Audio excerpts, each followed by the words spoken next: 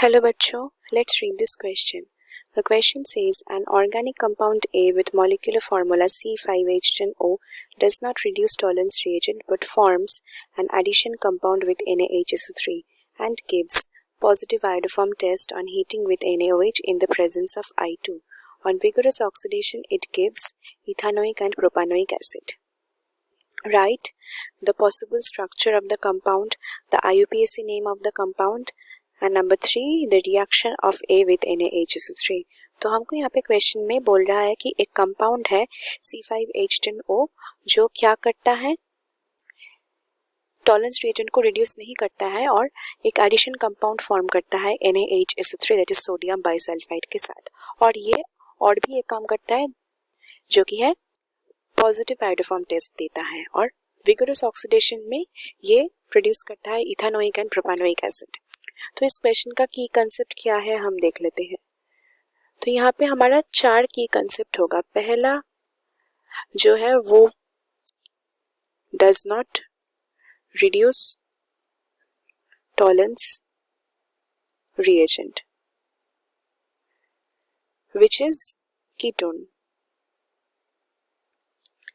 So ketones do not reduce tolerance reagent. फिर बोल रहा है कि forms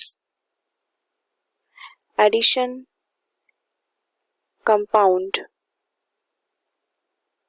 with NaHSO3, मतलब ये एल्डिहाइड हो सकता है, कीटोन भी हो सकता है क्योंकि ये है confirmatory test for this compound. It's a confirmatory test for aldehydes और ketones. तो NaHSO3 जब एडिशन कंपाउंड देता है तो ये है confirmatory test for aldehydes and ketones। पर हमने देखा कि ये एल्डिहाइड तो नहीं हो सकता है क्योंकि एल्डिहाइड तो रिड्यूस करता है टॉलरेंस रिएजेंट को, बट हमारा ये जो कंपाउंड है C5H10O ये क्या करता है, ये टॉलरेंस रिएजेंट को रिड्यूस नहीं करता है, तो ये है कीटोन। नंबर 3 ये बोल रहा है कि gives positive iodoform test, that means ये होगा मिथाइल कीटोन, क्योंकि मिथाइल ग्रुप जो होगा वो आयोडोफॉर्म टेस्ट को पॉजिटिव देने के लिए हमको चाहिए होता है, तो methyl group is important in this, so this has to be methyl ketone. 4th है विगरस ऑक्सीडेशन होने के बाद ये यील्ड करता है ethanoic acid and propanoic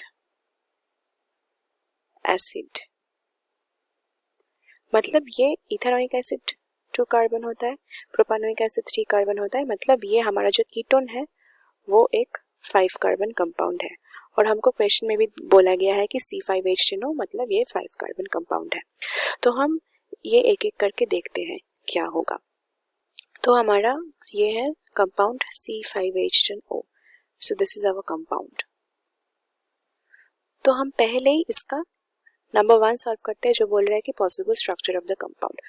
possible structure होने के लिए हमने क्या देखा कि मिथाइल कीटोन होना चाहिए, मतलब C डबल बॉन्ड O जो रहेगा कार्बोनिल ग्रुप में उसके साथ एक CH3 अटैच्ड होना चाहिए, और CH3 इसके साथ अटैच्ड हुआ है, मतलब इस साइड में तो कुछ और नहीं हो सकता है क्योंकि यहाँ पे कार्बन का सभी वैलेंस इलेक्ट्रॉन्स जो है वो सेटिस्फाइड हो गया है, 4 बॉन्ड फॉर्म कर लिया है कार्बन, तो वैलेंसी इज सेटिस्फाइड। तो यहाँ पे और कोई कार्बन नहीं हो सकता है, तो बाकी जो कार्बन होंगे among the 5 carbons, the remaining 3 carbons will be on this side। तो यहाँ पे क्या होगा CH2 CH2 CH3, तो यही है हमारा possible structure for this compound। तो जब हम इसको हीट करेंगे, विगरस ऑक्सीडेशन होगा, तब ये क्या करेगा, दोनों प्रोडक्ट यील्ड करेंगे। वो है एक जो यहाँ से आएगा दैट इज CH3 COOH। पहले तो क्या होगा, ये इनॉल फॉर्म करेगा, ये यहाँ पे आएगा, ये जो हाइड्रोजन है ये एक हाइड्रोजन यहाँ पे आके ऐसे करेगा, ये OH होगा, तो इनॉल होगा पहले, फिर इनॉल ऑक्सीडाइज्ड होकर ये कार्बोक्सिलिक एसिड फॉर्म करेगा। तो एक होगा CH3COOH और दूसरा जो होगा वो ये 3 कार्बन को लेकर होगा, वो क्या होगा CH3 CH2 CH2 COOH। तो CH3 CH2 COOH ये होगा प्रोपानोइक एसिड। तो ये है हमारा, तो हम देख सकते हैं कि यही होगा हमारा कंपाउंड का पॉसिबल स्ट्रक्चर। फिर क्वेश्चन नंबर 2 में क्या बोल रहा है कि IUPAC name of this compound.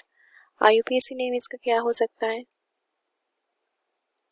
IUPAC name होगा, ये है first carbon, second, third, fourth and fifth, तो 5 कार्बन मतलब पेंट होगा। और यहाँ पे सेकंड पोजीशन में कार्बन, सेकंड कार्बन में ये हमारा फंक्शनल ग्रुप है, तो ये होगा 2 पेंटानोन।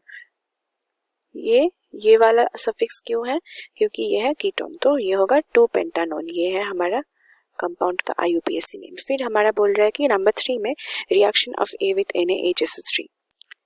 तो नंबर 3 हम देखते हैं, A का स्ट्रक्चर क्या है, CH3 C double bond O, CH2 CH2 CH3, इसके साथ क्या रिएक्ट कर रहा है, NaHSO3। तो NaHSO3 मतलब ये होगा HSO3Na, इसको हम ऐसे भी लिख सकते हैं, इसका मतलब है NaHSO3।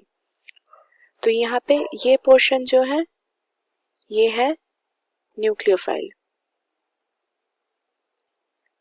और ये जो है ये है इलेक्ट्रोफाइल। तो ये क्या करेगा, SO3Na जो है ये न्यूक्लियोफिलिक अटैक करेगा, ये यहाँ पे इस कार्बन पे न्यूक्लियोफिलिक अटैक करेगा और ये बॉन्ड खुल जाएगा, तो ऐसा होगा। फिर इसके बाद जो फॉर्मेशन होगा कंपाउंड वो क्या होगा, CH3CO, और यहाँ पे जो होगा ये किसके साथ बॉन्ड करेगा, ये हाइड्रोजन के साथ, तो ये होगा OH, और यहाँ पे SO3Na और यहाँ पे CH2CH2CH3। तो ये है reaction of this compound A with NaHSO3. So this is what is our final product. This is the addition compound. So that's it with the question. Hope you have understood it well. Best of luck.